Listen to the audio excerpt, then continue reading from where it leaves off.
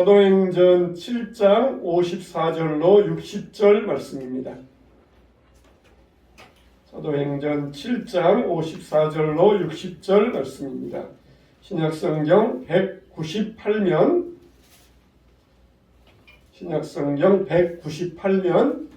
사도행전 7장 54절로 60절 말씀입니다.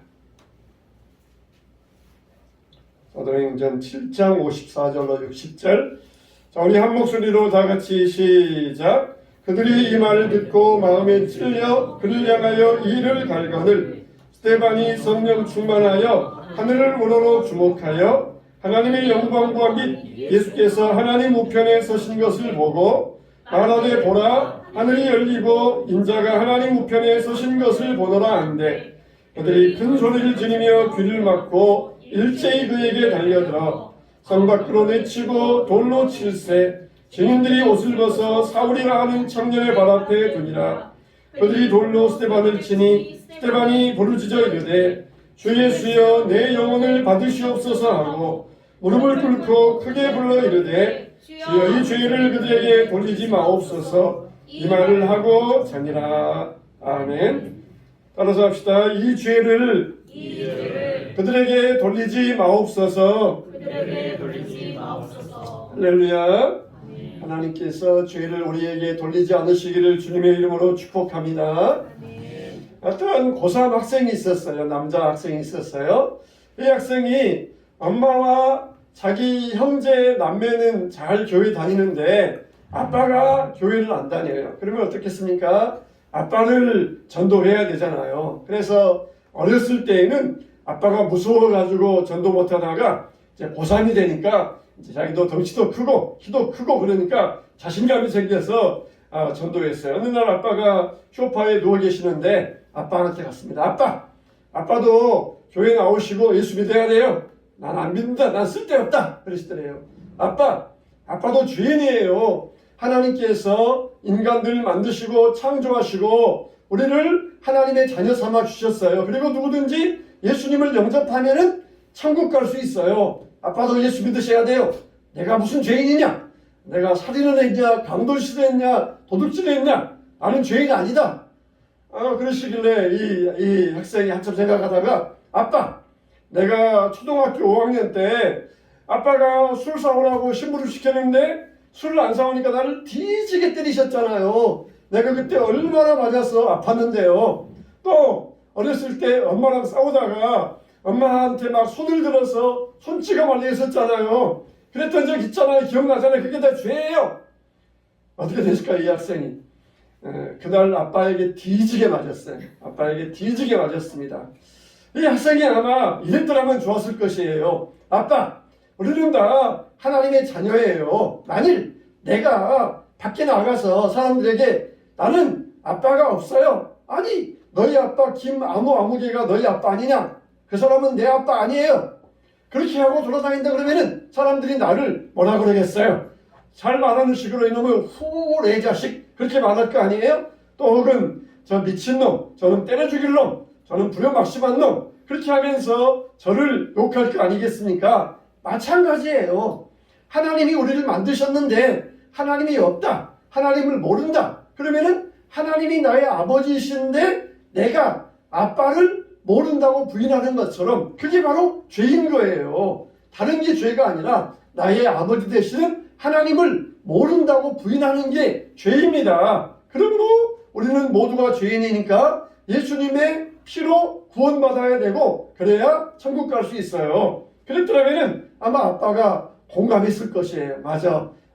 정말 내 아들이 밖에 나가서 나를 모른다. 나를 아버지가 아니다. 부인하고 다닌다 그러면은 정말 그런 자식처럼 얼마나 불효막심하고 후레 자식이 어디 있겠어요. 근데 내가 하나님의 자녀인데 하나님을 모른다. 하나님이 없다. 그러면은 얼마나 하나님께 불효막심한 죄가 되겠습니까? 그러니까 나는 죄가 없다. 하나님을 안 믿으면서 죄가 없다. 그거는 자기가 지금 어떤 상황인 줄을 모르기 때문에 그래요. 자기가 지금 뻔히 하나님 아버지가 살아계시는데 아버지가 없다. 아버지를 모른다. 그렇게 말하는 게 죄라는 것을 모르기 때문에 그러겠어요. 그러니까 여러분들 또 사람들이 내가 무슨 죄를 지었어? 그러면은 그렇게 설명해 주시면 돼요. 자녀가 아버지를 모른다. 그게 큰 죄인 것처럼 하나님이 우리 아버지이신데 하나님을 모른다. 그게 죄다. 그 죄를 회개하고 용서받고 구원받아야 된다. 우리가 말해 주시면 돼요. 여러분 우리는 다 죄인이잖아요. 죄인으로 태어나가지고 죄인으로 살고 있잖아요. 다 우리 마음속에는 죄가 가득해요. 그래서 성경에서는 너희 목구멍은 열린 무덤이라고 그랬어요. 그러니까 우리 안에는 시체와 같은 썩어있는 것이 우리 안에 들어있어요. 그러면은 시체와 같은 썩어있는 게 완전히 마음 자체가 지금 썩어있으니까 이걸 어떻게 해야 되겠어요? 불교에서는 이걸 비워내라 그럽니다. 비워내라 그래요.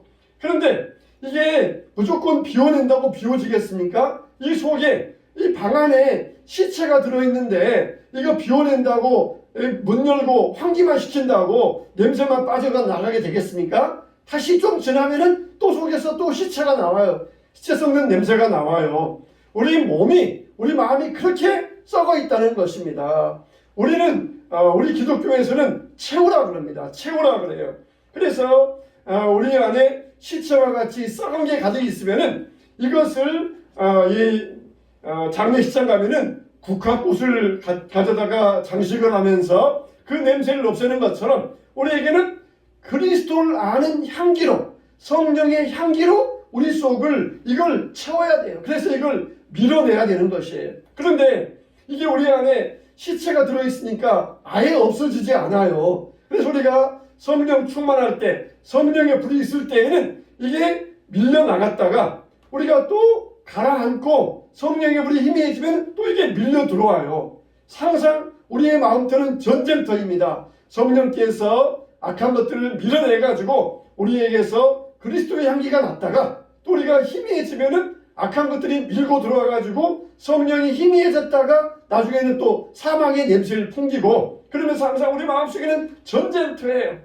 우리가 이걸 불교에서처럼 비워내라 비워내라 문만 열어놓고 환기만 시켜라 그러면은 그게 비워지겠습니까? 우리는 채워넣어야 돼요. 성령의 능력으로 성령의 불로 특히 그리스도를 아는 생명의 냄새로 성령의 향기로 이걸 채워넣으면은 죽음의 냄새는 빨려 나가게 돼 있어요. 그러나 또 우리가 희미해지고 약해지면은 죽음의 냄새가 또 들어오고 우리 안에 이렇게 왔다 갔다 하면서 우리가 나중에 죽으면은 나중에 시체는 다 빠져나가고 죽으면서 빠져나가고 우리 안에는 성령의 향기만 남는 성화된 사람이 될 수가 있어요.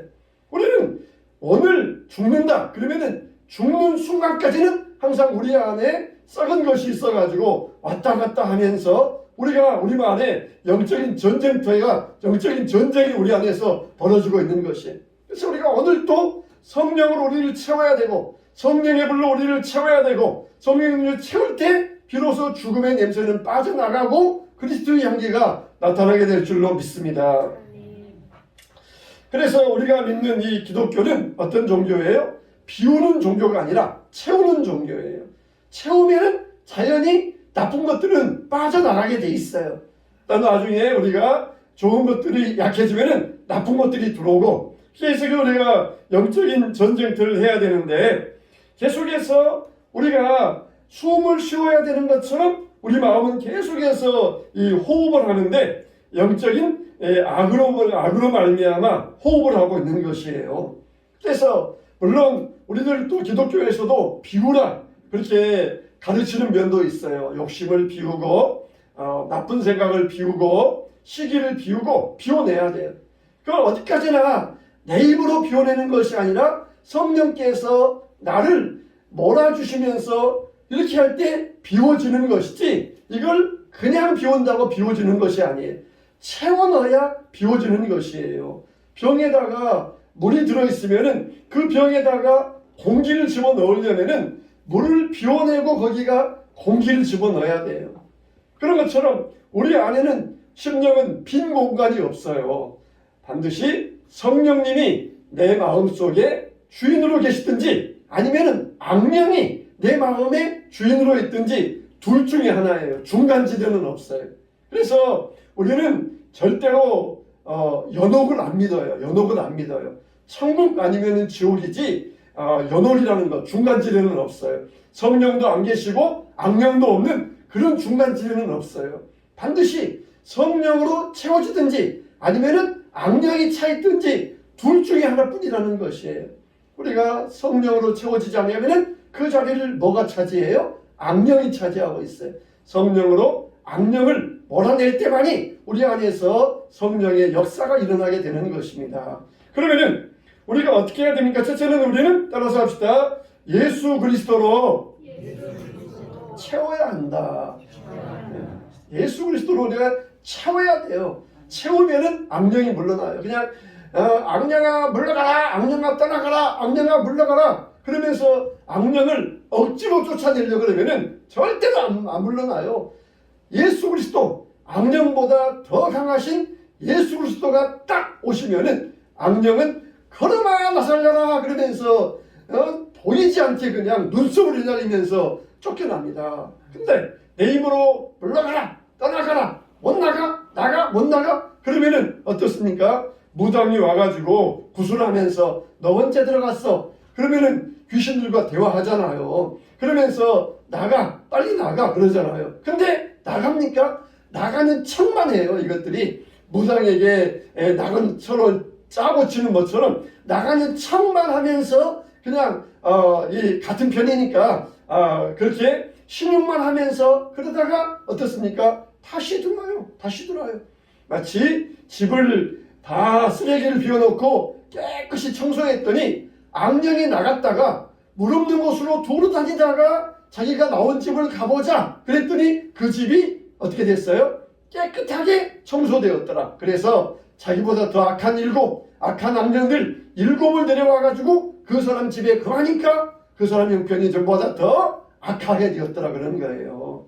이게 악령의 역사입니다. 나가 못 나가 그러다가 나가는 신용만 하다가 다시 악한 것들이 들어와가지고 더 형편이 나빠지게 되는 것이. 우리는 어때야 됩니까? 강하신 예수 그리스도로 채워야 돼.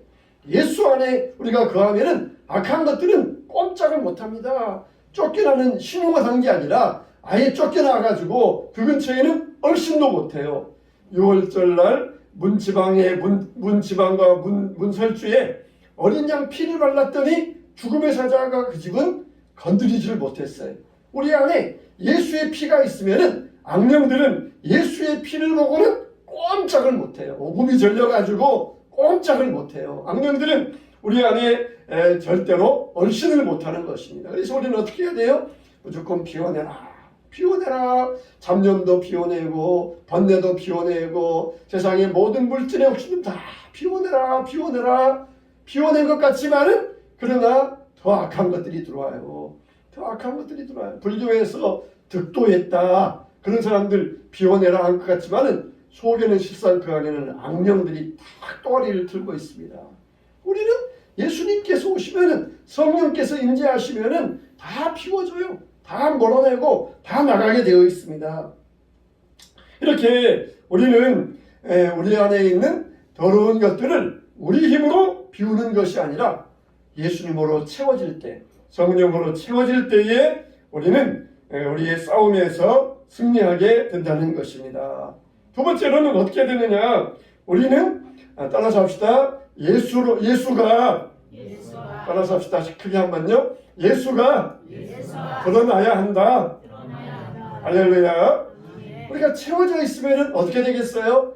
너희 안에 있는 것이 밖으로 나온다 그랬잖아요. 우리 안에 예수가 채워져 있으면 예수님이 드러날까요? 안 드러날까요? 안 드러날 수가 없어요. 드러나게 돼 있어요. 근데 우리 안에 악령이 채워져 있으면 악령이 드러나고 성령이 채워져 있으면 성령이 드러나게 돼 있어요.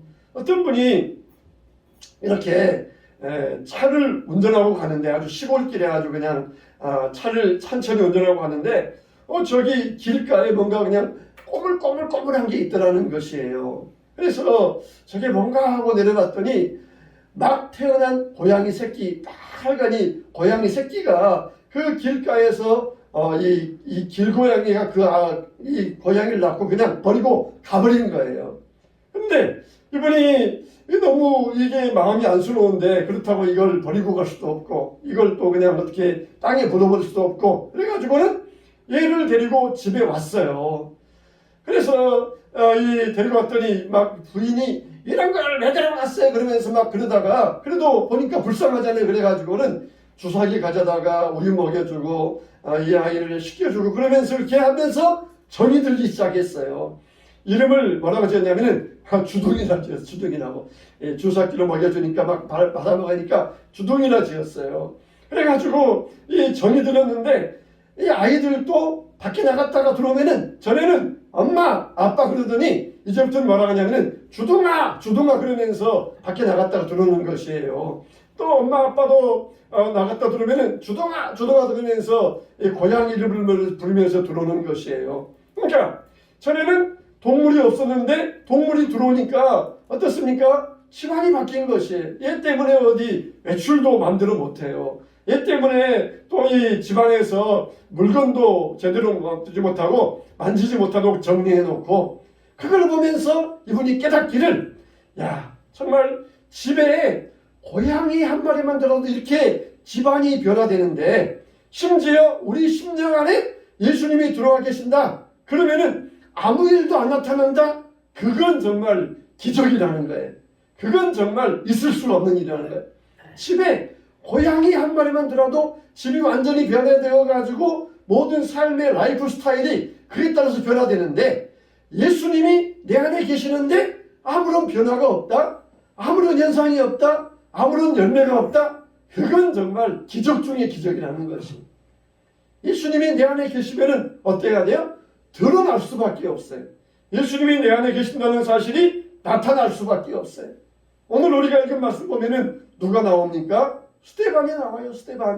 스데반은 누굽니까? 7 집사 중에 하나잖아요. 근데 원래 이 스데반도 처음부터 예수님을 따라다녔어요.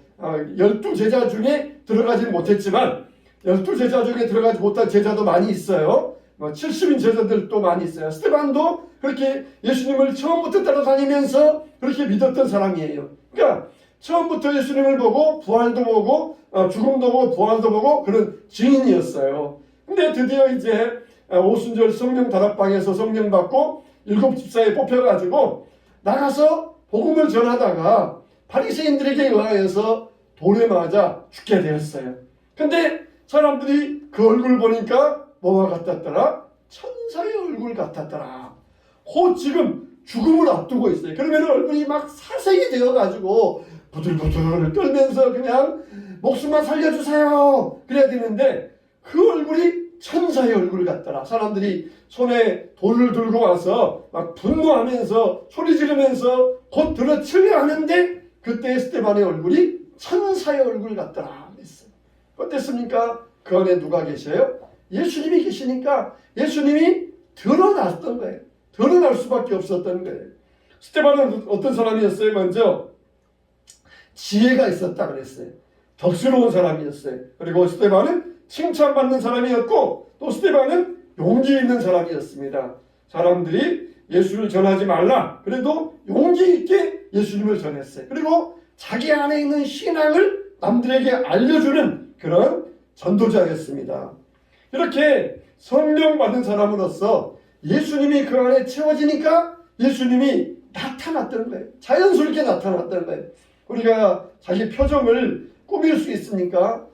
그러나 그 안에 예수님이 계시니까 꾸밀 필요 없이 이 스데반의 얼굴이 천사의 얼굴로서 사람들에게 나타났던 것이에요. 스데반의 처한 그 현실을 보면은 얼마나 위험합니까? 지금 죽음이 왔다 갔다 하는 그런 죽음과의 사이는 한 발자국 사이예요. 사람들에게 조금만 사람들에게 까딱 잘못 보이면은 지금 즉시 죽음 당할 그런 위기인데 그런데도 불구하고 천사의 얼굴 같았다. 우리가 여기에서 좀 그 부드럽게 표현해서 그렇지 이 스데반의 얼굴이 하나님의 얼굴 같았다는 것이에요. 하나님의 얼굴보다는 조금 급을 낮게 해서 천사의 얼굴 같았다 말했지만은 실상은 하나님의 얼굴같이 스데반의 얼굴이 빛이 났다는 것이에요. 여러분 우리가 정말 교회는 예수 믿는 사람들로 그리스도 안에 형제 자매들로 모인 곳이 바로 교회입니다. 이 교회에서 우리가 예수님을 더 잘 믿어보기 위해서 더 잘 살아보기 위해서 모인 곳이 바로 교회입니다. 우리가 교회는 예수님처럼 살기에 적당한 곳이에요. 예수님처럼 신앙생활하기에 적당한 곳입니다. 그런데 우리에게서는 왜 예수님이 흘러나오지 않고 있습니까? 우리 안에 예수님이 채워지지 않기 때문이에요. 금방 들었다가 금방 빠져나가요. 그러니까 그 안에 다른 것들이 채워져 있어요.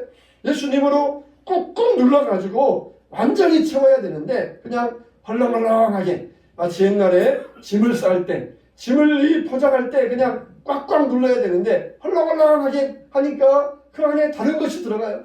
예수님이 우리 안에 그냥 헐렁헐렁하게 계시니까 그냥 한 번만 나가서 폴짝 뛰면은 예수님은 빠져나가 버리고, 그냥 길 가다가 자동차가 골목길에서 뿔쑥 들어오면은 저 XX 같은 뭐 하면서 우리 안에 있는 썩은 것들이 나올 수밖에 없어요. 그냥 꾹꾹 눌러 담아야 돼요. 예수님을 꾹꾹, 성령을 막 충만하게, 성령님을 꾹꾹 채워야 돼요. 그래야 어떻겠습니까? 자연스럽게 흘러나와요. 그냥 길 가다가 돌풀에 걸리면 아이고 할렐루야 감사합니다 감사합니다 그러면서 우리 안에 자연스럽게 이렇게 은혜로운 것이 흘러나와야 돼요. 헐렁헐렁 하면은 그냥 쑥 빠져나가 가지고 세상에서 똑같이 살아가는 세상적인 인물이 될 수밖에 없어요. 우리가 예수님을 채워야 됩니다. 어떻게 채워야 돼요? 예수님을 항상 나의 주, 나의 아버지로 채워야 돼요. 그리고 예수님을 항상 진지하게 깊이 생각해야 됩니다. 따라서 합시다. 예수를 깊이 생각하라.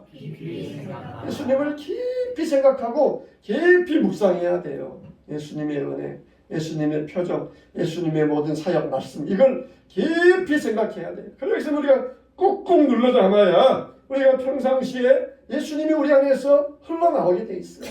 죽음의 위기 앞에서 스데반에게서 천사의 얼굴 같았던 것이 그 안에 그리스도의 영이 가득 차 있으니까 천사의 얼굴 같은 빛이 나오게 되었던 것이에요. 그러면 우리가 어떻게 예수님을 드러낼 수 있습니까? 첫째는 뭐냐? 먼저는 우리가 부서져야 돼요. 부서져야. 우리가 깨져야 됩니다. 예수님을 드러내려면 깨져야 돼요. 미켈란젤로가 바위돌을 가져다가 성경의 인물들을 조각합니다. 아브라함을 조각하고 모세를 조각하고 다윗을 조각해요. 그러면서 돌을 가져다가 자기 작업장에 갖다 놓고는 돌을 한참을 뚫어져라 쳐다봅니다. 주시하면서 그 돌을 뚫어져라 쳐다봐요. 그러면서 이 돌을 가지고 내가 아브라함을 만들겠다 그러면서 이 망치와 끈을 들고는 어떻게 하느냐? 자기는 이 돌에게서 아브라함이 아닌 부분들을 쪼개낸다는 것이에요. 다윗이 아닌 부분들을 쪼개낸다는 것이에요. 다윗을 일부러 만들기 위하여서 쪼개는 것이 아니라 엘리야 같지 않은 부분들을 쪼개낸다는 것이에요. 그러면 그 안에서 다윗이 나오고 아브라함이 나오고 엘리야가 나오고 모세가 나오고 그렇게 하면서 작업을 했다는 것입니다. 여러분, 우리에게는 정말 바닷가에 가면은 따개비와 같이 이것들이 우리에게 다닥다닥 붙어 있어요. 참 여러분, 바닷가에 사는 사람들은 굶어 죽을 일이 없다 그러잖아요. 바위에만 가도 그냥 그 따개비들이 다닥다닥 붙어가지고 얼마나 이게 강합니까? 심지어 이게 배 밑에도 불러붙고 심지어 고래 몸에도 막 들러붙잖아요. 고래 몸에도 막 붙어가 따개비들이 따닥따닥 붙어가지고 사람들이 그걸 물로 떼어주고 긁어내는 거 떼어주고 막 그런 모습들을 보잖아요. 그런 것처럼 우리에게는 이 따닥따닥 이 죄의 따개비들, 욕망의 따개비들이 계속해서 달라붙어요. 그럼 어떻습니까? 우리 본 모습이 아닌 것들을 떼어내야 돼요. 이걸 다 물리쳐내야 돼요. 그래야만 우리가 부서져야만 우리가 그리스도를 드러낼 수 있어요. 하나님께서 이스라엘 백성들을 400년 동안 애굽에서 지내게 했어요. 그러면은 우리 생각 같으면은 아이고 400년 동안 애굽에서 고생했으니까 그래 빨리 가나안 땅에 빨리 들어가서 이제는 가나안 땅에서 편하게 살자 그래야 될 것 같은데 또 40년 동안을 광야에서 돌아다니게 하셔요. 왜 그렇습니까? 400년 동안 애굽에서 묻어 있었던 이 따개비와 같은 죄들 다 부숴내는 시간이 바로 40년 광야의 생활이었어요. 믿음 없는 사람들 다 부숴내고 불신앙들 부숴내고 40년 동안을 다 깨뜨리고 부수어내는 시간이 광야의 시간이었습니다. 우리 같으면은 400년 고생했으니까 얼마나 불쌍해. 아우 너희들 너무 고생 많았다. 빨리빨리 가나안 땅에 들어가서 거기에서 내 집 짓고 포도원 만들고 그리고 거기에서 보리 심고 밀 심어가지고 거기에서 우리 행복하게 살자. 그러면은 얼마나 좋았겠어요. 근데 40년 동안 애굽에서 붙었던 그 따개비들을 떼어내시면서 부서지게 만들었던 것이, 우리 같으면은 하나님이 그냥 빨리빨리 축복해 주셔가지고 우리 교회도 빨리빨리 건물 건축하고 빨리빨리 부흥되고 그럼 좋을 것 같은데, 우리에게 있는 이것들 하나님이 지금도 부숴내고 계시는 것이, 우리의 본 모습에 하는 것들을 부숴내야만 우리는 그리스도로 채워질 수가 있습니다. 두 번째는 어떻게 됩니까? 희생해야 돼요. 희생의 단계를 거쳐야만 합니다. 스데반을 보세요. 스데반이 순교의 희생을 통하여서 어떻게 했어요? 예수님을 강하게 드러냈습니다. 사울이 그때에는 스데반을 죽였지만은 나중에 와서는 스데반의 그 죽어갈 때 그 모습을 바라보면서 다시 되새기면서 회개하기 시작했어요. 자기가 그렇게 스데반을 죽인다는 죄인 중에 괴수다 그러면서 회개했던 거예요. 스데반이 거기에서 그리스도를 드러내지 아니하고 막 억울하다 막 분노에 차서 죽었더라 그러면은 얼마나 사람들이 예수 그리스도를 하찮게 보았겠습니까? 천사의 얼굴처럼. 그 당시 사울 바울은 회개하지 않았지만은 후에 그 순간을 돌아보면서 자기의 잘못을 깨닫고 스데반을 죽인 죄를 회개하고 하나님 앞에 기도했던 것입니다. 이렇게 우리는 우리의 희생을 통하여서 그리스도를 드러내야 돼요. 우리가 희생을 통하여서, 헌신을 통하여서, 봉사를 통하여서 그리스도를 드러내야 됩니다. 여러분 예수로 채우시기 바랍니다. 그럴 때 예수님이 드러나게 돼 있어요. 나는 부서져야 되고 헌신하고 희생할 때 예수님이 드러나게 되어 있습니다. 욕심부리고 사람들과 분노하고 다투고 거기에는 예수의 모습이 없어요. 그러나 내가 양보하고 희생하고 헌신할 때 거기에 예수의 모습이 나타나게 되어 있습니다. 주님을 드러내라. 주님을 드러내자. 스데반이 그 얼굴이 천사의 얼굴 같았더라. 그 안에 충만한 그리스도의 영이 드러났던 것처럼 우리들도 그리스도로 채워서 그리스도를 드러내는 믿음의 사람들 되시기를 축원합니다.